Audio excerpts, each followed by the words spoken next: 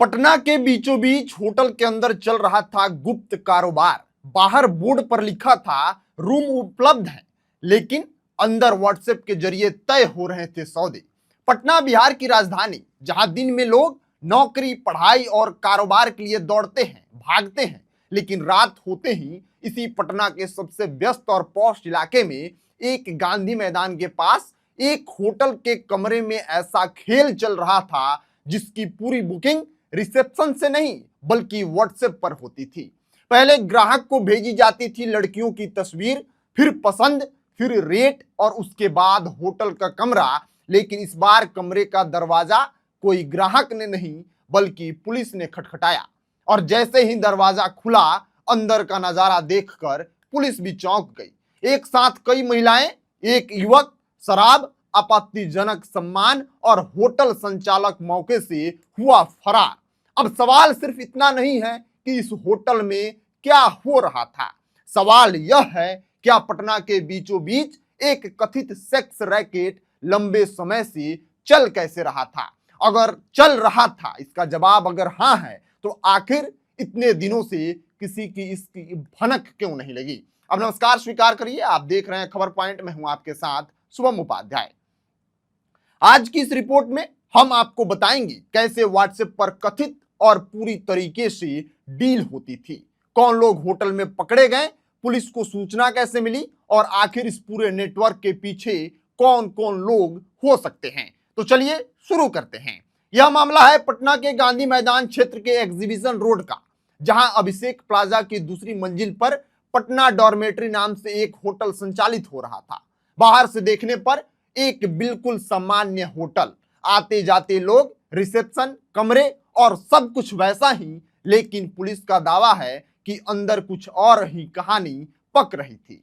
सूत्रों और गुप्त सूचना के आधार पर पुलिस को काफी समय से यहां संदिग्ध गतिविधियों की जानकारी मिल रही थी। इसके बाद पश्चिमी पुलिस अधीक्षक के नेतृत्व में एक विशेष टीम बनाई गई और फिर देर रात बिना किसी शोर शराबे के पुलिस ने होटल को चारों तरफ से घेर लिया। दरवाजा खुला और पूरा खेल सामने आ गया। जैसे ही पुलिस टीम होटल के कमरे तक पहुंची, अंदर मौजूद लोगों को शायद अंदाजा भी नहीं था कि कुछ ही सेकंड में सब कुछ बदलने वाला है। दरवाजा खुला और कमरे के अंदर मौजूद लोगों में अफरा तफरी मच गई। पुलिस के अनुसार कमरे में शराब पार्टी चल रही थी। कुछ लोग आपत्तिजनक स्थिति में मिले, कई लोग ने भागने की कोशिश भी की, लेकिन कोई रास्ता नहीं मिला। छापेमारी के दौरान 5 महिलाएं, 5 युवतियां और एक युवक हिरासत में लिए गए हैं। कमरे में शराब और अन्य आपत्तिजनक सामान भी बरामद होने की बात पुलिस ने कही है, लेकिन सबसे बड़ा खिलाड़ी यानी होटल संचालक मौका देखते ही फरार हो गया। अब पुलिस उसकी तलाश में जुटी है। अब आते हैं इस मामले के सबसे चौंकाने वाले हिस्से पर। पुलिस पूछताछ में जो बातें सामने आई है उसके मुताबिक कथित तौर पर पूरा नेटवर्क व्हाट्सएप के जरिए संचालित किया जाता था। ग्राहक से पहले संपर्क, फिर लड़कियों की तस्वीर, उसके बाद पसंद, फिर रेट तय और फिर होटल का कमरा। यानी ना कोई पोस्टर, ना ही कोई खुला प्रचार, पूरा सिस्टम मोबाइल फोन के जरिए चलता था।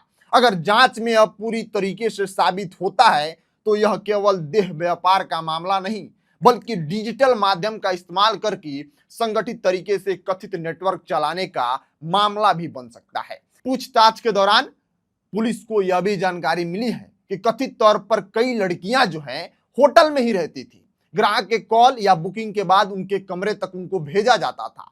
प्रारंभिक पूछताछ में यह भी सामने आया है कि यह गतिविधियां करीब 1 साल से चल रही थी।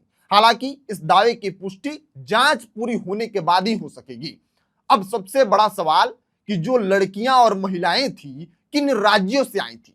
पुलिस के अनुसार हिरासत में ली गई महिलाएं और युवतियां बिहार, पश्चिम बंगाल और दिल्ली की रहने वाली हैं। सभी बालिग बताई जा रही हैं। अब पुलिस यह जानने की कोशिश कर रही है कि क्या ये महिलाएं किसी गिरोह के संपर्क में थी या फिर अलग अलग माध्यमों से यहाँ लाई गई थी।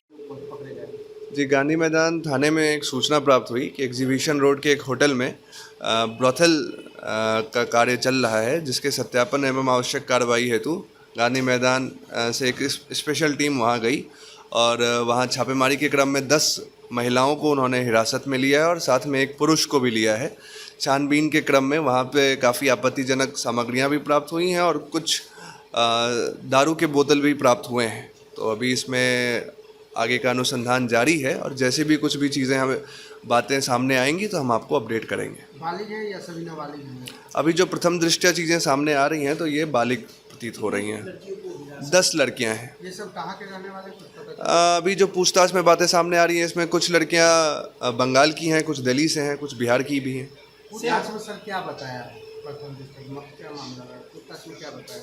ये अभी जैसी चीज़ें क्लियर हो जाएंगी, अभी इसमें स्पष्ट नहीं हो पाया है, जैसे स्पष्ट होगा हम बता देंगे। यहाँ क्या करने आई थी ये कुछ बताइए। अभी वही चीज़ें हैं कि जो प्रथम दृष्टया चीज़ें सामने आ रही हैं कि इसमें देह व्यापार की चीज़ें सामने आ रही हैं, बट अनुसंधान के क्रम में जैसे चीज़ें क्लियर होंगी तो हम लोग आपको ब्रीफ करेंगे। धन्यवाद। अब इसमें सबसे बड़ा सवाल यह भी आता है कि आखिर 5 महिलाएं और 5 युवतियों के साथ जो एक युवक पकड़ा गया है, आखिर वह कौन है? होटल से पकड़े गए युवक की पहचान अशोक कुमार यादव के रूप में हुई है, जो जहानाबाद का रहने वाला बताया जा रहा है। जानकारी के मुताबिक वह एक दूसरे होटल में काम करता है। अब पुलिस उससे यह जानने की कोशिश कर रही है कि उसकी भूमिका आखिर इस पूरे मामले में क्या है और इस पूरे मामले से वह कैसे जुड़ा है। अब सबसे बड़े सवाल पर आते हैं। अब इस पूरे मामले में कई बड़े सवाल खड़े हो रहे हैं। अगर पुलिस को लंबे समय से सूचना मिल रही थी तो कार्रवाई अब जाकर क्यों हुई है? अगर कथित तौर पर यह नेटवर्क 1 साल से चल रहा था तो आसपास के लोगों को इसकी भनक क्यों नहीं लग रही थी? क्या यह सिर्फ एक होटल तक सीमित मामला है या पटना में कहीं और भी इस तरह के नेटवर्क सक्रिय हैं? और सबसे बड़ा सवाल, क्या इस पूरे नेटवर्क के पीछे सिर्फ एक होटल संचालक था या इसके तार किसी बड़े गिरोह से जुड़े हो सकते हैं? इन सभी सवालों के जवाब अब पुलिस जांच के बाद ही सामने आएंगे। फिलहाल होटल से हिरासत में लिए गए सभी लोगों से पूछताछ जारी है। फरार होटल संचालक की तलाश भी जारी है। गिरफ्तारी के लिए छापेमारी भी हो रही है। पुलिस का कहना है कि जांच के आधार पर आगे कानूनी कार्रवाई की जाएगी। याद रखिए, किसी भी मामले में अंतिम सच अदालत और जांच पूरी होने के बाद ही सामने आता है। इस पूरे मामले पर आपकी क्या राय है? क्या राजधानी पटना में होटलों की नियमित जांच और सख्त निगरानी होनी चाहिए? आप अपनी राय कमेंट बॉक्स में लिखिएगा। मिलते हैं अगली वीडियो में, तब तक के लिए आप बने रहिए खबर पॉइंट के साथ। मैं सुमन उपाध्याय, बहुत बहुत धन्यवाद आपका।